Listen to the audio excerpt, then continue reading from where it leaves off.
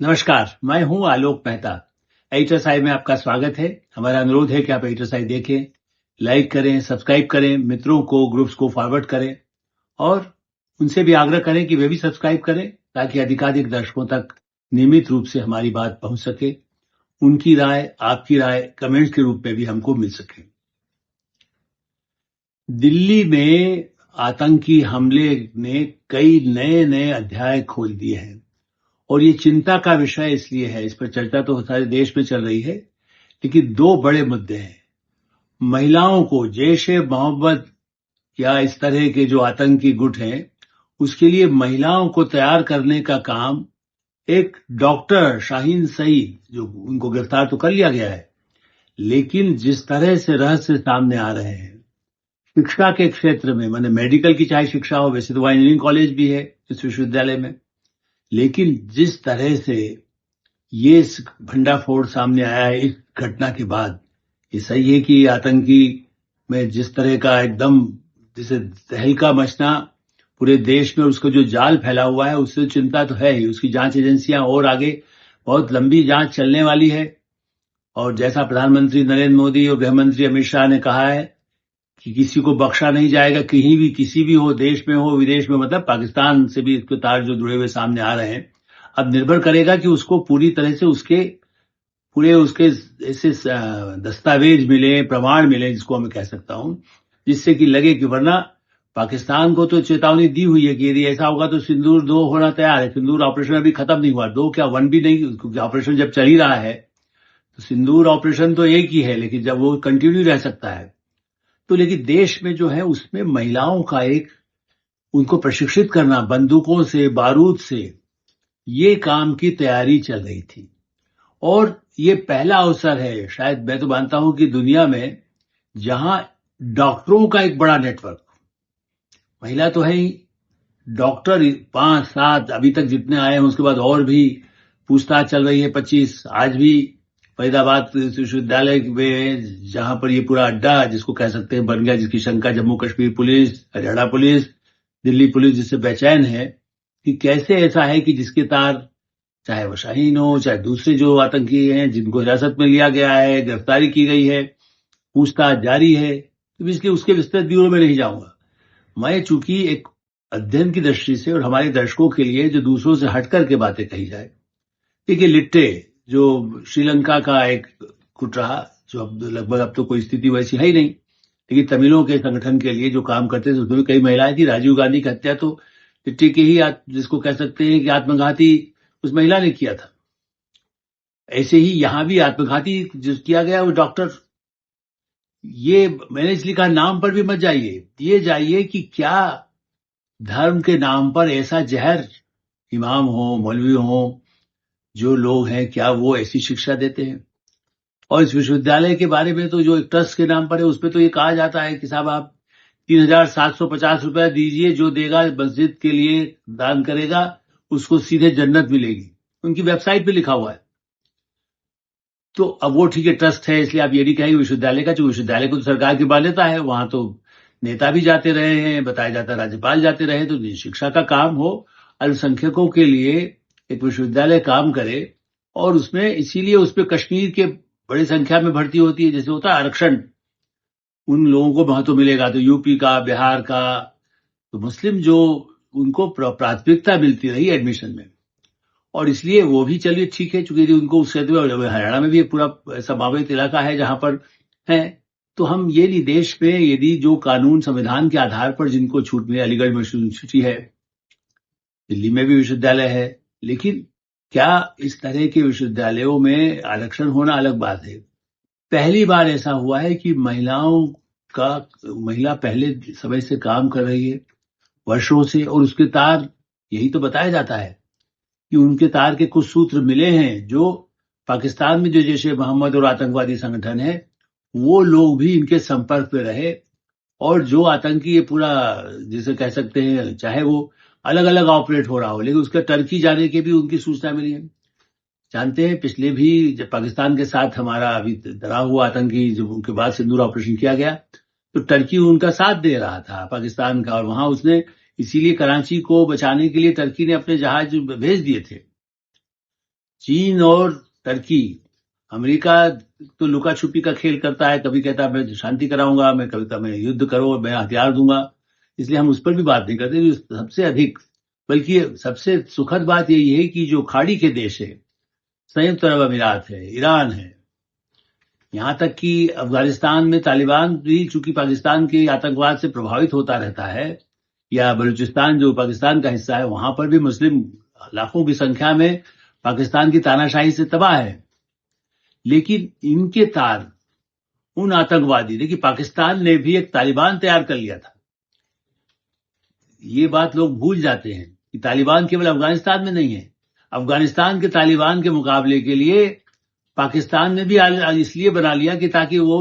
अफगानिस्तान को काउंटर करे और आतंकवाद को बढ़ाए।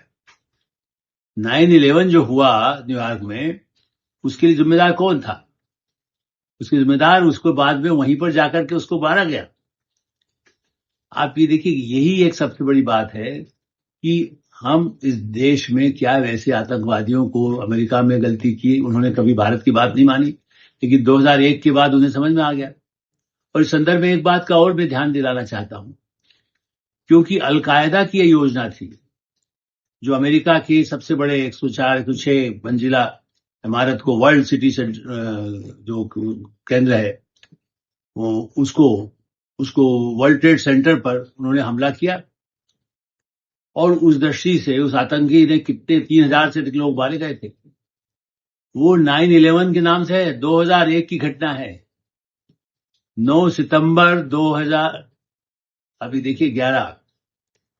इसलिए 11 उसमें था। भारत में मुंबई में जो हमला हुआ ताज होटल पर, आतंकी पाकिस्तान द्वारा आतंकी हमला ही है वो, उस हमले की तारीख थी 26/11, उसमें महीना था। ये ठीक है कि अमेरिका में पहले महीना लिखा जाता है, उसके बाद तारीख लिखी जाती है। भारत में या दूसरे देशों में, दुनिया भर में वैसे साल बाद में लिखा जाता है। तो हमारे यहाँ 10/11 हो गया, मतलब 10 तारीख को हमला हुआ, और हो सकता है 11 की ही तैयारी हो। क्योंकि अब ये भी बात सामने आई है कि इस, जो कि बातचीत में ही पता चल रहा है, जो गिरफ्तार हुआ है आतंकी, उसी ने ये स्वीकार किया है कि योजना क्या थी। गुरुग्राम, फरीदाबाद और दिल्ली और देश के कई अन्य हिस्सों में भी तैयारी की गई। इसीलिए तो 3000 किलो विस्फोटक का इंतजाम करना, AK-47 का इंतजाम करना, उसके लिए पूरा एक नेटवर्क बनाना, तो देश में अयोध्या में करें, वाराणसी में करें, मथुरा में करें, या और कहां करें। यहां भी ये बताया गया है कि उसने जिस तरह से किया गया, लाल किले के सामने इधर से गुरुद्वारा भी है, जैन मंदिर भी है, इधर शिव का मंदिर भी है, ऐसे किनारे पर किया। तो कहा पहले तो यही तैयारी थी कि लाल किले पर भी, जिस समय प्रधानमंत्री का भाषण होता है 26 जनवरी, नहीं 15 अगस्त को जो भाषण होता है, उस स्वतंत्रता दिवस के अवसर पर भी एक योजना थी। इसका मतलब ये साल कब से काम कर रहे थे, 1 साल से कम तैयारी थी, रेकी की गई थी लाल किले की कि कैसे हमला किया सकता है। लेकिन सुरक्षा एजेंसियों का नेटवर्क देख करके शायद उनकी हिम्मत नहीं हुई। अब इसीलिए महिलाओं का उपयोग करना, फिर से आ रहा हूं, युवाओं का करना, डॉक्टर, पढ़े लिखे, इंजीनियर्स का तो मुझे समझ में आता था, पढ़े लिखे तो इस पे कोई शक ही नहीं है कि देखिए अमेरिका में जिसको इंजीनियर बन करके हवाई जहाज चलाने जिसको आता हो, यदि उनका इस्तेमाल किया गया, तो ये कहना कि अब ये सफेद, व्हाइट कॉलर, एक नया शब्द चला है, व्हाइट कॉलर आतंकी। मैं मानता हूं white collar, black collar, yellow collar, blue collar नहीं होता है, एक ही कॉलर है आतंकी का कॉलर, आतंकी का नकाब। आतंकी मुंह पर जिस तरह का बांध करके चलते हैं, भेष बदलते हैं,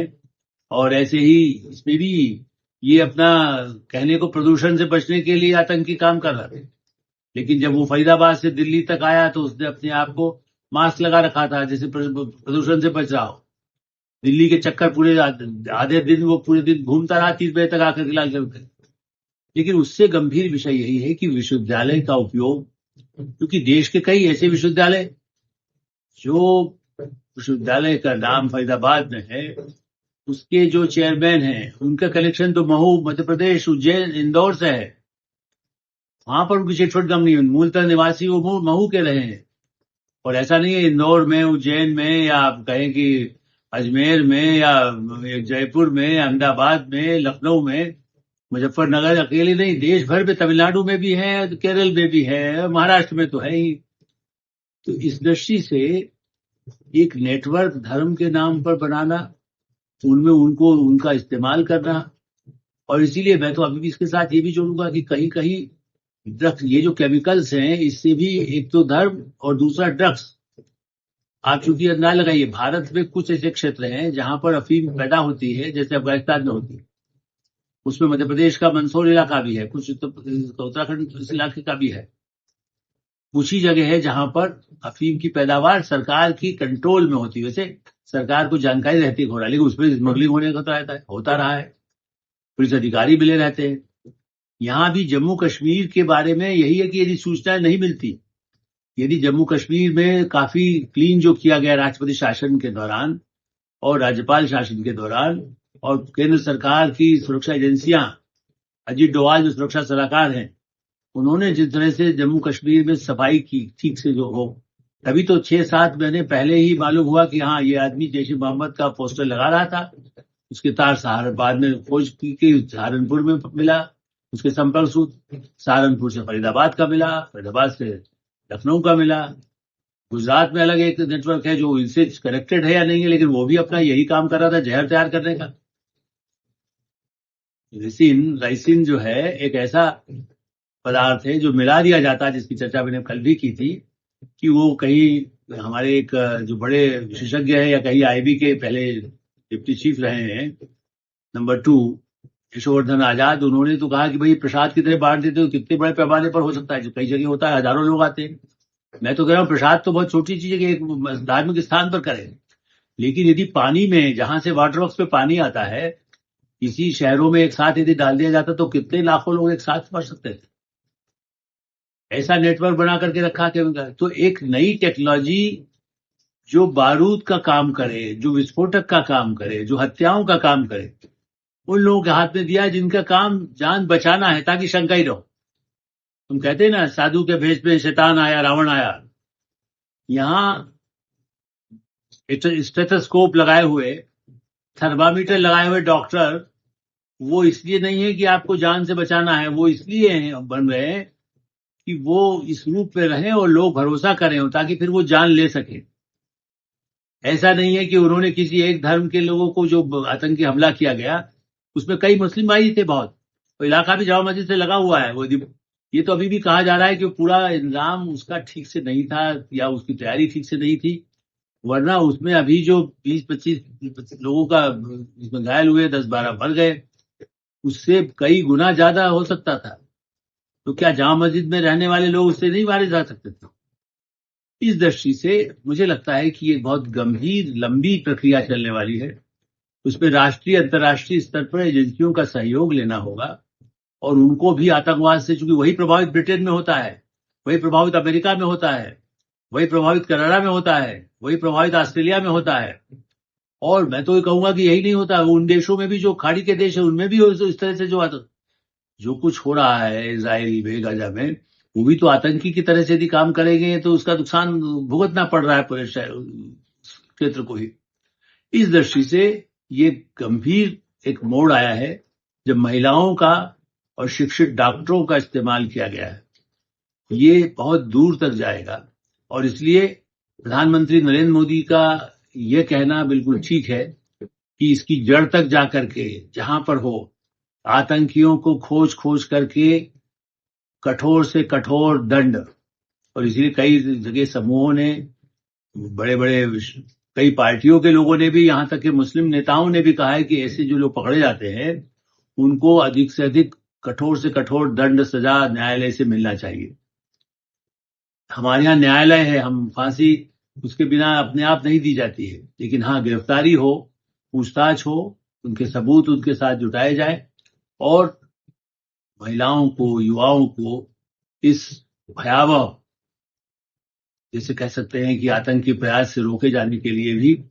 बड़े पैमाने पर समाज को, सरकार को, संसद को, सुप्रीम कोर्ट को, सबको मिलकर प्रयास करने होंगे। एडिटर्स आई में हम यही विराम देते हैं। एडिटर्स आई देखते रहें, लाइक करें, सब्सक्राइब करें, मित्रों को, ग्रुप्स को फॉरवर्ड करें, और जो आपकी राय हो उससे भी हमें अवश्य अवगत कराएं। धन्यवाद, नमस्कार।